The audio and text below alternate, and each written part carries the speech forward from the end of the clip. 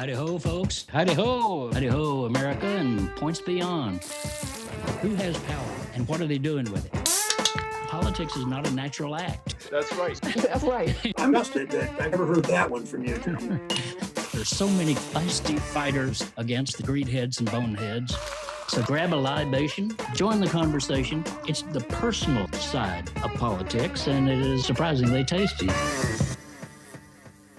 And surprisingly personal. Jim Hightower here with you. Thanks so much for joining us for another rambunctious, low-down happy hour at the Hightower Chat and Chew Cafe. And here we are. So pop yourself a cool one, pull up a chair around the table, and join our conversation about how we can put a little more progress in progressive in our country.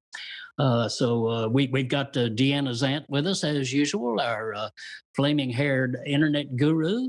Deanna, what's in your glass tonight? As usual, I have my sippy cup of Chardonnay, my grown-up sippy cup of Chardonnay. I am a bougie white woman. That's what I do. Middle-aged. And it's white Chardonnay, too. There you go. Yeah, not the red one. That's a little internal joke between us. We were once up in eastern Tennessee, and we were at a restaurant, Deanna and I together, and Deanna said, I'd like to have a Chardonnay, and the waitress said, would you like the red or the white? Okay, you just never know. You never know. I was like, I'm going to try the white. Yeah, right. And I've got the Voodoo Ranger. Look at that. From Fat Tire, the New Belgium Brewing Company out in Fort Collins, Colorado. The Voodoo, I chose that because I got my second COVID shot this last Saturday, and that's the way I looked after one night of the second shot. But here I am, okay. Pure as snow. Everything's now good. So we want you to join us. That's why Deanna is going to be right there with you, taking your calls, taking your insights, your clever witticisms, and anything you want to do to be a part of the conversation with us here. A conversation with a progressive populist powerhouse who is actually putting progress in progressive. Jane Kleeb. Hey, Jane, thanks for being with us all the way from Nebraska. Jane Kleeb is the chair of the Nebraska Democratic Party. She's a Bernie Sanders extraordinary fighting populist, grassroots agitator. She is the founder of a grassroots group there called Bold Alliance. We'll be talking a bit about that as we move along here. She's written a book in the last year called Harvest the Vote, talking about how can we build a progressive majority in the country. And she is on the board of the National Our Revolution group. And we're delighted to have you with us, Jane. Have you got a libation in your hand to meld the evening? I am challenged seriously. So one, I have it in our little Democratic Cheers cup, but I have a Union Pacific cocktail that has gin in it, and it was made by this local bartender in this fancy smancy hotel that we now have in downtown Lincoln called the Kindler. But I also have local whiskey and beer that you would Hightower, because this beer is from the Kincaider company out in the Sandhills, and it's called Kincaider because that's what we called the homesteaders back in the day from the Kincaid Act. Oh, fantastic! Well, yeah. So that's an upgrade from my days traveling around Nebraska. I was in Walt Hill, Nebraska, where the Center for Rural Affairs has been located forever. And I was, of course, in Omaha and Lincoln, but out in Grand Island and North Platte. I've been to the home of Buffalo Bill out there in North Platte, and been to Hastings, your hometown, right now. So I've traveled Nebraska over the years, but back then they had something called Grain Belt beer, and that's pretty much what they had. And it was mediocre. Let me just say that. But so we sprung up all over the state. You sprung up. All right, that's we good are to now. hear. I sometimes say that Nebraska gets the trends 10 years later than everybody else. So 2013 was our first craft brewery opened up in little tiny Ord, Nebraska. Fantastic. All right, Jane Kleeb, She's sometimes I think, what do I want to be when I grow up? And I want to be Jane Kleeb. I want to be authentic. I want to be grassroots. I want to be ingenious in a native sense of that. I want to be gutsy. I want to be spirited. Jane, I know we've been together enough that I know that she agrees with me that battling the bastards is just about as much fun as you can have with your clothes on. And so she practices that there in Nebraska and in her national travels as well. But she's a person who makes a difference. And that's certainly what I want to be. And I think what all of you want to be, those of you who are tuned in on our Facebook page, and those of you also tuning in through our great Free Speech TV network. This is a marvelous network of programs, Jane, that goes out all across America. I think they're even in Nebraska. I think they're out there because they actually are, particularly in rural areas of our country, areas that don't have cable TV and et cetera, and people tune in with it. So it's a joy to be a part of the Free Speech TV network. So we thank them and all of you Free Speech TVers and all of you Facebook people and all of you Jane Kleeb people join our conversation here because we're going to talk about all kinds of good stuff that is going on that Jane is a part of. Let's start, Jane, with you come from kind of suburban South Florida, as I understand it. How the hell did you get to Nebraska? What happened? Yeah, exactly. So yes, I was born and raised in Florida and spent most of my adult life there, ran an AmeriCorps program, then moved to Philly to run an AmeriCorps program, went to DC to graduate school. And then I actually took my first partisan job. I was the executive director of the Young Democrats of America. And that was in 2006 when this really cute rancher named Scott Kleeb was running in a small part of our state, in the rural part of our state of Nebraska. So I actually had him as a screensaver on my screen, if you could believe it. He was like all the rage of Daily Kos back in the day. So we invited him to a convention to speak. And I don't get nervous, Hightower, you know me, but my nose was red. I couldn't get any words out. And eventually out to the Sandhills. Our first date was in a pickup truck where he taught me how to feed cake to cattle. And that was it. He was like, look, we're going to make this work. And I'm not moving to DC because it's a concrete jungle. So you got to move out here to Nebraska. So here I am. Fantastic. Okay, a cute rancher. I hadn't thought of that. If that works.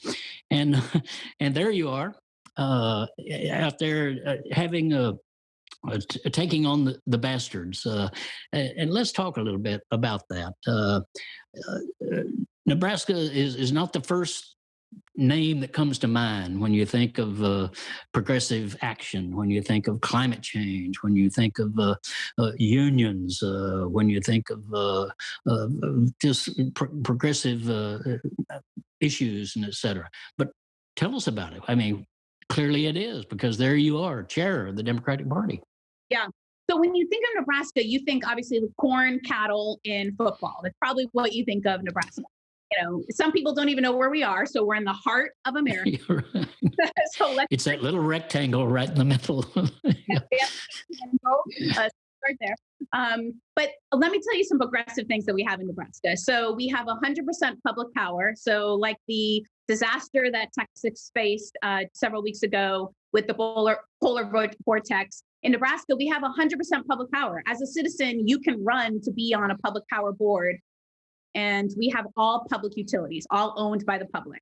We passed Medicaid expansion on the ballot. We passed increase of minimum wage. We have a nonpartisan unicameral, so we only have one house, and you run on a nonpartisan ballot, which in a state like Nebraska, where Republicans have a voter advantage, that really helps a lot of Democrats get elected. And I'll remind everybody that we were at the forefront, along with our brothers and sisters in South Dakota, to stop the Keystone XL pipeline. And I think a lot of that is because Nebraska has these deep populist roots that they saw back in the day, government actually bringing electricity to their homes, bringing water to their homes, where family farms and ranches still in Nebraska outnumber the big ag corporations in our state. So there's a lot to celebrate, but obviously there's a lot of work to do because we still are one party rule of all the federal and statewide offices in our state. Yeah, but what you're saying basically, I think, is when you get out there with the people themselves and actually talk issues rather than partisan politics, you can reach them. And I know that's what you got going through Bold Action, the organization that you founded several years ago, and I don't know if did it start with the Keystone Pipeline or before? I think, didn't it? Yeah, it actually didn't start. It didn't start with Keystone. I think a lot of people believe that because that's been our main focus. And we fight Costco chicken farms and lots of other kind of corporate ag, which I'm sure we'll talk about throughout the show. But Yes. Bold got started because I ran the campaign with SEIU, the union, to get Senator Nelson's vote on Obamacare. And what I found when I was traveling the state with our team, there were so many issues that were common in rural and urban. So after we won that vote, I just turned to a lot of folks in Nebraska and said, we got to start an organization. The party at the time would not have welcomed me with open arms as a progressive. So we were not ready for that type of kind of takeover of the party, if you will. But I knew I could start an organization. I've started organizations my whole life. So we started Bold, which I thought was going to be really helping implement Obamacare. But about 3 months into it, farmers and ranchers started calling me saying, have you heard of this pipeline? And they're about to use eminent domain on me. Can you help? And that really launched Bold into a whole other direction that I would have never imagined we would have gone. And it is a direction that the rest of the country needs to consider because it was based not on the obvious environmental impacts, but on just nuts and bolts kind of issues that affect real people. You said in one of the pieces that you wrote that farmers don't think politically. Tell me what you mean. Yeah. I think so many times that we get locked into this, like, here's the Democratic platform. And if you can't check all those boxes, then you're not good enough for me. And I don't want to engage in a conversation. If I would have walked into the sale barn where we had some of these initial conversations about the Keystone XL, and if I would have told the farmers and ranchers that came to that meeting, if you don't lead with climate change on why you want to stop the pipeline, then screw you, I'm taking my PowerPoint and going home. We met them where they were at. Their primary concern was their water. Their primary concern was their property rights, that a foreign corporation was going to come in and tell them that they were going to use eminent domain for their private gain. And so we can't lock ourselves into the partisan labels. I was always very clear. I was a proud Democrat. I believed in climate change, but that wasn't the reasons why they had to be fighting the pipeline. And I think as Democrats and as progressives, we get too locked into this little box. And that means we can't actually visit with people and actually make some bridges. Right. Hey, you mentioned water, and the water she's talking about is the Ogallala Aquifer, which covers 9 states, something like that. It certainly goes all the way through the Texas Panhandle, and there's an aquifer that is being drained. Essentially, it's not a replenishing aquifer, so we're using that water up, but it is the lifeline for farmers and ranchers in all up through the plain states of our nation, and so that's not an esoteric issue. They're not talking about water purity. They're talking about water. Are we going to have it or are we not? And by we, not just as a family, but as a business, can we operate out here and do that? So that is. It's one of those gut level issues that I'm so proud of you, Jane, because that's what I've been arguing for years. Is the Democrats have got to stop with the PowerPoint presentations, and facts are nice. It's good to have some facts, especially if you got some true facts. That would be useful. But just to spew out a bunch of facts is not going to touch anybody's heart. Or touch their gut, really, and that's what I've campaigned in the state of Texas, and much to the amusement of the people, gotten elected a couple of times here, and I didn't do that with PowerPoint presentations. You've got to be able to talk just kind of gutsy old language with people.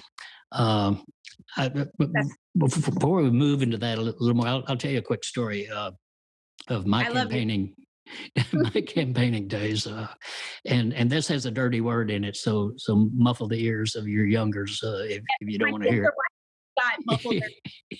it. Right. But I was over in Tyler, Texas, and campaigning, and it was almost a year before the actual election. So I was running a real grassroots effort. Knew I had to get out there and just go see people. And the main venue that I had was to go to courthouses because the courthouse crowd. The people who work there are political. They work for political people who've been elected, and so they would respond. They would listen to you. And so I hit the Tyler courthouse, but I got there like 5 minutes after noon, and everybody was going to lunch. 5 minutes before noon, they went to lunch, but they were gone. But the guy who was taking me around said, "Well, let's walk up." It was an old, beautiful stone courthouse that we have a number of here in Texas. And he said, "Let's go up on the 5th floor. There's a district judge up there, and I know he's there, and we can talk to him." Said, but he's pretty conservative, so don't dump your whole load on him, And I was, among other things, running against the gas utility corporations. Which were just, jacking people's bills up like crazy. So I sat in front of this judge, and he was leaned back, down in his chair and kind of looking at me, and okay, sonny boy, give me your spiel. And so I was saying, as mildly as I could, why I was running. And I said, but in all honesty, Judge, I think these gas utilities are not being entirely fair with the consumers of our state. And boy, his feet dropped off the desk and hit the floor with a bang, and he leaned into me and he said, "Hightower, in your private moments, wouldn't you say they're fucking us?" and indeed they were. so that taught me not to be afraid to speak your piece if you want to run for office. Be honest with people, and they will respond one way or another. But you'll know, and they'll know about you, and they'll have greater respect for you if you're not trying to paper over BS, basically. So anyway, that's I know that's your strategy, and you do something that is really wonderful as state party chair, and that is you try to put the party back in politics by having a little fun. And I know that in your Keystone Pipeline, for those of you who don't know, I think nearly everybody does, but that's a pipeline that was run by a Canadian corporation that was going to run right through the heart of the United States of America. Huge pipeline pumping this sludge. Really, it's not even oil. And they first said, well, we got to do this because it's for freedom from foreign oil. We got to protect our customers from foreign oil. But why were they going all the way down to the port of Texas in the Gulf of Mexico, not to deliver oil to America, but to put it on tankers that would then go to China and go to Latin America and Europe and elsewhere. So people were catching on to this. But you came up with all kinds of, you and your crew came up at Bold, came up with all kinds of fun things. Tell us about the pumpkin carving. What was that about? Yeah, that was one of the most fun events I think that we did. We did a ton of events. One of the lessons of Keystone XL is that you have to do constant actions to keep people engaged and not have it where everybody has to show up in a suit and testify in the state legislature, although showing up in the legislature is important and we did plenty of that. But you have to have fun and your action should be rooted in a sense of place. So one of our farmers grew pumpkins and he grew a whole bunch of pumpkins inside the pipeline route. So it had some significant meaning to us. We brought those pumpkins to Lincoln, put out a big tarp in a parking lot, carved them so they each pumpkin was a letter to send a message to the governor about enacting pipeline laws. Because when we started, we had 0 pipeline laws. Now we have some, still not enough, but at least we have some because of our work. And we had everybody dress up And we marched those pumpkins to the governor's mansion. We showed the governor the statement, and then, of course, did some rallying speeches. But, we built barns inside the pipeline route. We did solar panels inside the pipeline route. We did really significant cultural activities with our tribal brothers and sisters by planting Ponca sacred corn inside the route where it was going to pass the Ponca Trail of Tears. And all of those actions, they built this sense of trust and solidarity among us, because I knew as a political organizer that one of the things that TransCanada and the Republican Party would try to do is put a wedge between the climate advocates and the farmers and the ranchers. They would say, Jane doesn't care about you. All she cares about is climate. And so we built this alliance together in the cornfields in DC. Farmers and ranchers got on planes to get arrested in front of the White House, which, farmers and ranchers, Hightower, that is not high on their priority list. No. It was those actions really that brought people to us and felt like they were part of this movement, that it wasn't just a small group of us kind of with a political strategy. This was all of us doing this together. So you had pumpkins speaking to the governor. I love that. That is the spirit of political fun that we don't have enough of. And you just mentioned you built barns on the pipeline route. What was that to mean? In these really awful contracts that TransCanada was trying to force on landowners, and this is true for any pipeline, whether it's the Memphis pipeline that is going after African-American families right now, or in Minnesota, going after the tribal lands in Minnesota, they're all the same bad contracts. And it says that you can't place anything permanent inside the pipeline route. So we thought, okay, well, thanks for the idea. So a barn inside the pipeline route, and we put solar panels and a wind turbine. And we essentially told President Obama, look, if you're going to build this Keystone XL pipeline, you're going to have to tear down clean energy and a barn that symbolizes all of the rural cultural identity that we have for a pipeline that's coming through America and not to America. And that was beautiful, right? We did a traditional barn raising, and it was a symbol that we used over that decade of fighting the pipeline to gather, to meet, to have events. And I think it was those actions that really touched President Obama and his team. I think if we were to have played only an inside strategy, we did play an inside strategy, don't get me wrong, we did. But if we only did that, I think we would have failed. It was this beautiful outside, unlikely alliance that came together. And that raises another thing that you just mentioned or implied, and that is that you were not just fighting in Nebraska; you were reaching out to other states. These pipelines are everywhere. They're crisscrossing our state. We had 3 or 4 major fights here in Texas of local people battling these giant corporations, multi-billion-dollar giants, often with multinational money behind them, and with tremendous political power in Washington and in our state capitals. So what? I mean, don't we have to kind of push that concept into some sort of? I don't mean just an organization, but at least a network that can be flexible and can move and can help each other. That's exactly what BOLD is doing. When we saw, hopefully, the writing on the wall that President Biden was going to get elected, and we had him early on, was, looking back, it was one of the smartest things we did. We had all the Democratic candidates pledge that they were going to reject Keystone XL if they got elected. And Biden was actually the last to sign on, but we really forced it. And I'm glad we did, because he then used that to the unions and others to say, look, I made a promise. But when we thought we were going to be able to do that, I started going to donors and supporters and saying, we need to create a pipeline fighters hub, an organization that remains small and nimble, like BOLD always has. We're a staff of 3 at BOLD, but that can travel to other states, that can give all the kind of materials that we've developed over the decade of fighting the pipeline, or that we've collected from other pipeline fights, but also really add strategic and legal organizing skills. Because often what happens is environmental groups come in and tackle the climate aspect, but the landowners inside the route, they need legal assistance. Like, it's not enough to fight a pipeline on theory. Like, you have to be in the courts fighting the pipeline. You have to be in Congress. You have to be in your state legislature. And so we're essentially coaching other pipeline fighters in their states on how to stop these pipelines.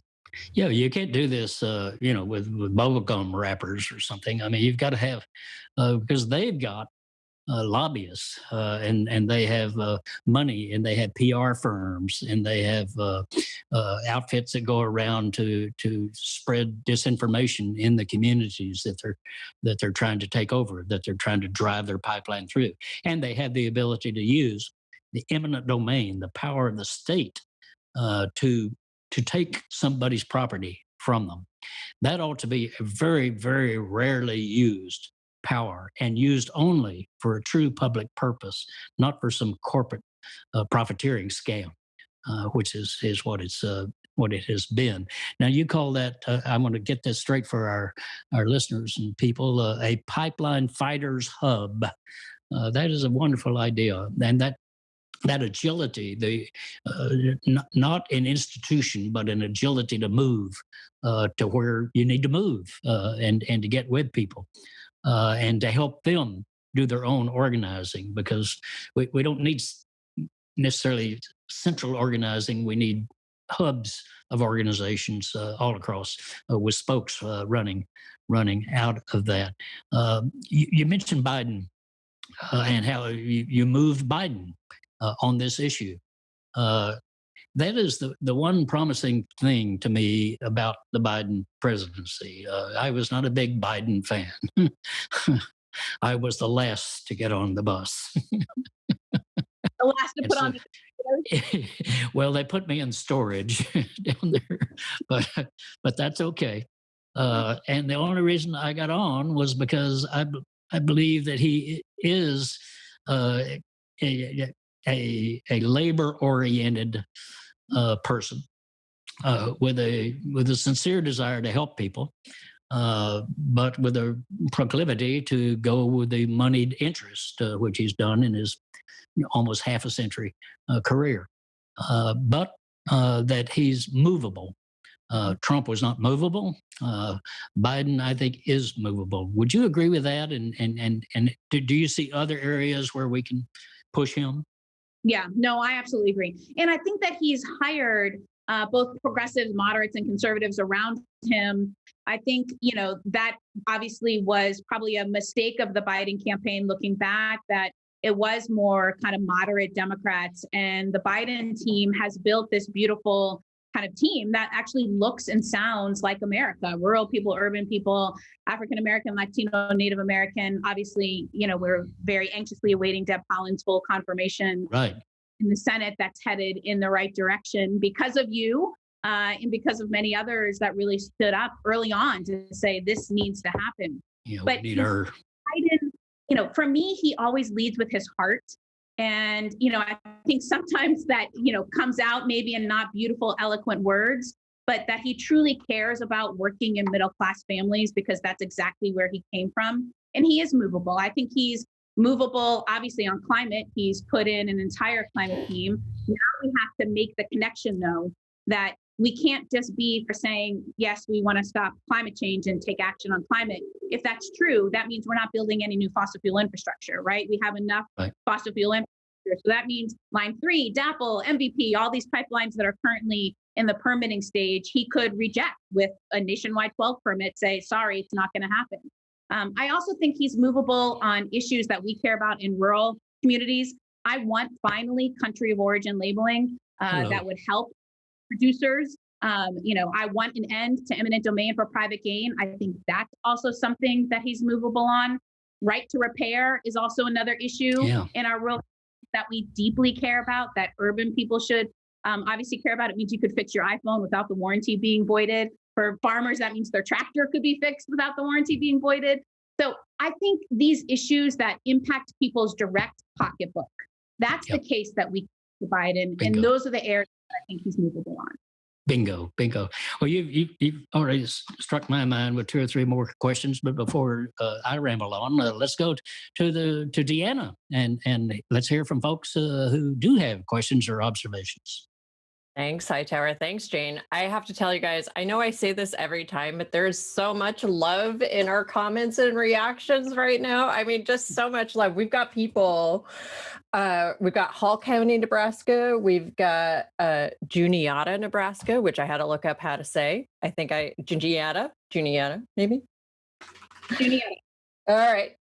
We got Sioux Falls, we got Arizona. We got Akron, New York, which confused the crap out of me because my mom's from Akron, Ohio, and I'm from Central New York. All over the place. Chicago, Philly, Taos, and East Tennessee, where we were just talking about our Chardonnay action. But we've got a ton of questions actually, and I'm not entirely sure where to start, but Kathy wanted to ask you, Jane, where did y'all get the resources to be able to afford to build barns with solar panels and stuff like that? I think a lot of the folks that seem to be watching tonight are talking a lot about that they're working on these issues in their own local areas, and they don't know where to start. They don't have the money. They don't know how to get going. So what's your advice, and how did y'all make that work? Yeah. Specifically with the barn, actually, the only big check that we got for the barn was from Tom Steyer. And it was the only check throughout all those 10 years that he ever gave us, which, we obviously could have afforded to give us a little bit more. But he wrote a check for $10,000 towards the barn. That project overall cost us about $80,000. I mean, this is a sturdy barn. It's not, just one of those little flimsy kind of put up in a day type barn. So we did all of that through grassroots donations, and that was all online fundraising and people writing checks.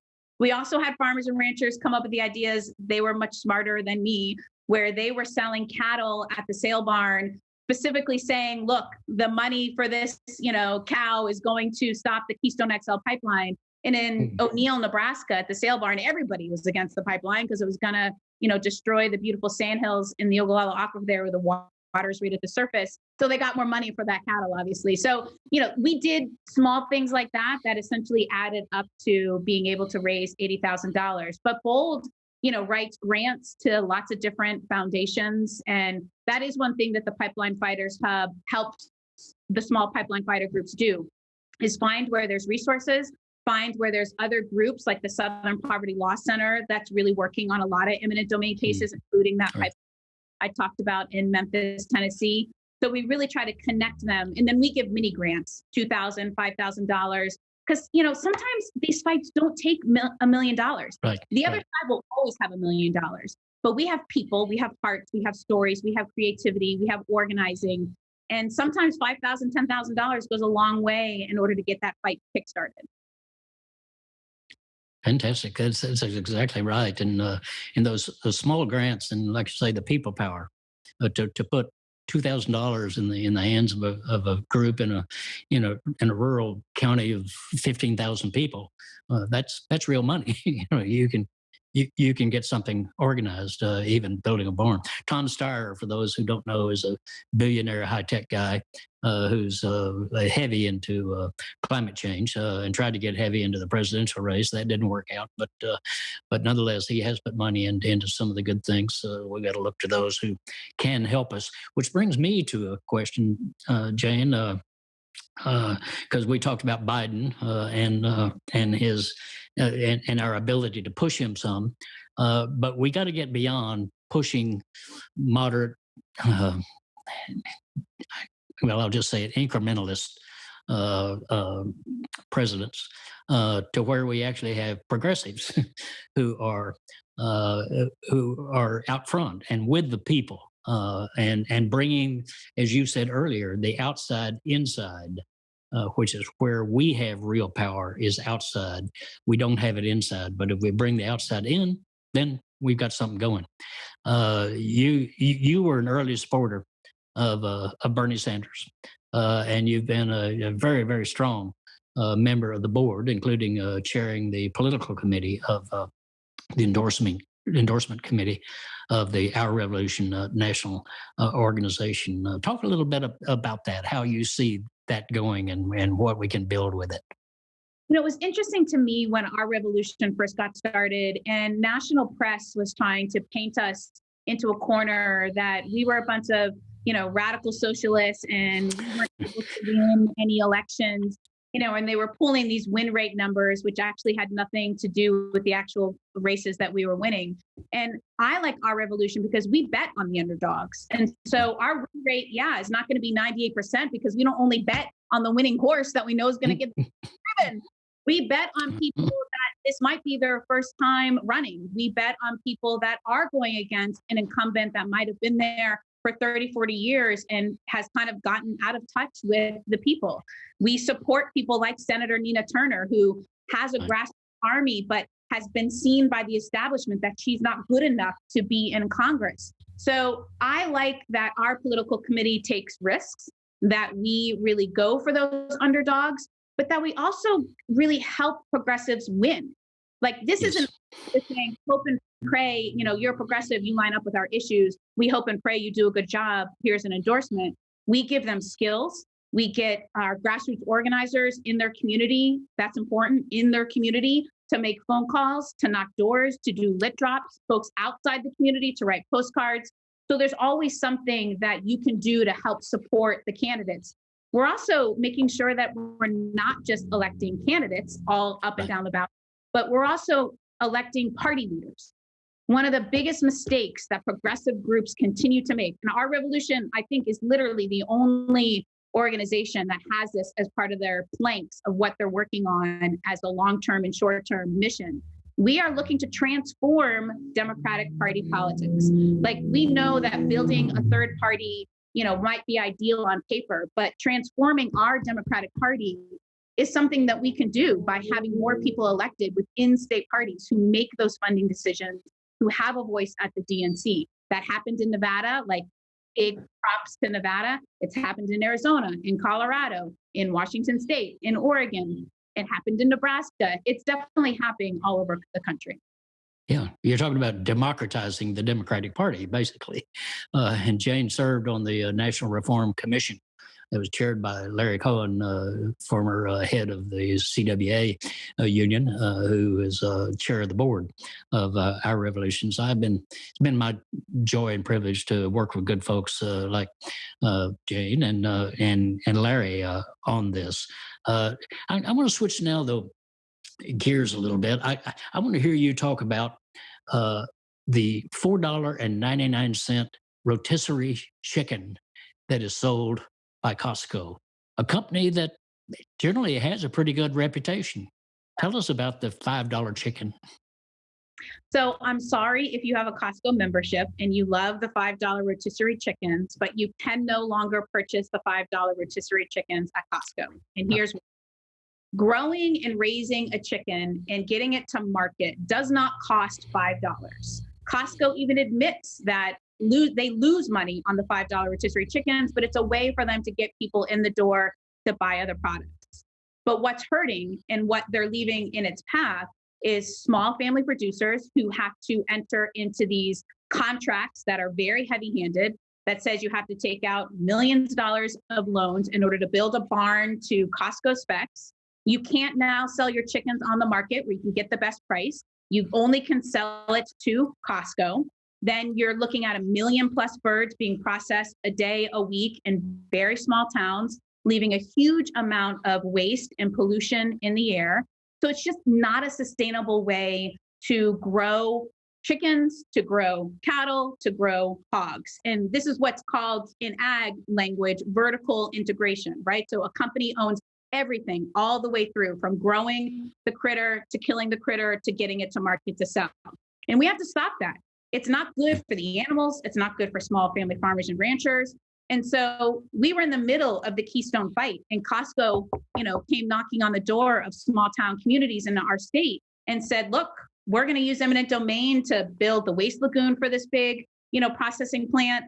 And you better take this, all these jobs that are going to come. And a lot of the small communities said no. Lancaster County and Lincoln, they said no. Small town of Nickerson said no. And just like we built unlikely alliances with Keystone, we built unlikely alliances fighting those chicken barns. Bold was definitely not at the forefront of that fight. A group called Nebraskans Citizens for Change were at the forefront. But, we helped support them, and we gave them a lot of political advice on how do you convince the 5-member zoning board to say, no, we're not going to allow Costco to come in and change our zoning laws.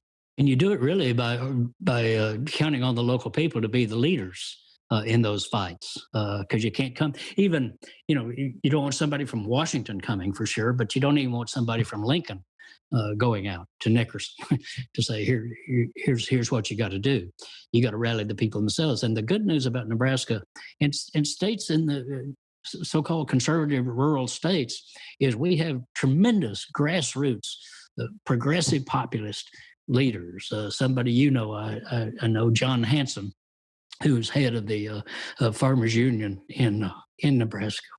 I knew his father, Merle Hanson, who was a wild-ass radical prairie populist, and taught John how to do the same thing. And they go in the face of power.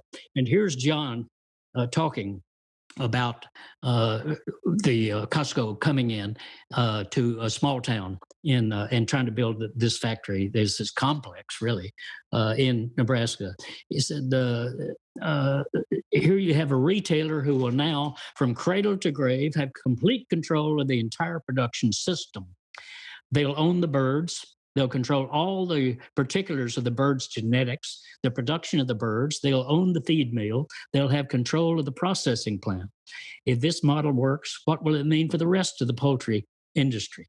Will Walmart be closer behind? Yes, they will. And so it's the monopolization of rural America that is in the works here. And that's why we've got to look to even some of the moderates in the Senate right now. Amy Klobuchar is one of the leaders in trying to stop this monopolization of agriculture, monopolization of the farm communities, monopolization of the farm society. Cory Booker out of New Jersey is a leader in this, really astonishing. But teaming up with public interest groups like BOLD in Nebraska, like Food and Water Watch, which is a terrific national organization with grassroots networks all across the country, teaming up with Public Citizen and other groups. We can team up and we can do this. That is the basic message, I think, that's why I wanted Jane on so badly tonight, because she is doing it.